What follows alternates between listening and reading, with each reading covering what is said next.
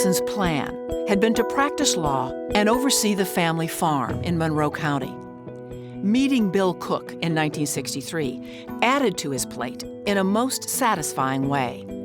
Later that same year, the Cook Group Medical Device Company was born. Ferguson was a Cook consultant for more than 2 decades before finally being persuaded to make the partnership official in the early 1990s. I used to say my job description was whatever Bill Cook wanted that day. From the very beginning, we just found we just had common interest and we just got related really well, and I guess to some extent I brought a sense of calmness to his sometimes always enthusiastic approach. Today, Ferguson is chairman of the Cook Group. The company employs over 11,000 and generates more than 1 million products each day. To each of us, we see those stories. A child who is surviving, a parent who lives to see his grandchildren. I think everybody in the company, whether on the floor manufacturing or in leadership, realize that every device is going to affect somebody's life. Another Cook legacy that Ferguson has been heavily involved with is restoration of historic buildings.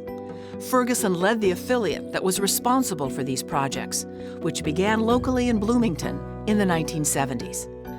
The crowning jewel would come in 2007 with the return to glory of the West Baden Hotel and creation of the French Lick Resort. It's an impact project. You know, there's a lot of involvement in the bricks and mortar, and I think we've done a very nice job there. But it's much more than that. It's to bring it back to life and have people visit there and enjoy it, which was one of the things Bill always wanted. Steve spends 3 work days at Cook headquarters in Bloomington and 2 at the French Lick Resort. He listens to those running the day-to-day operations and imparts his wisdom without telling them what to do. It's all done with a positive attitude that Steve finds so important.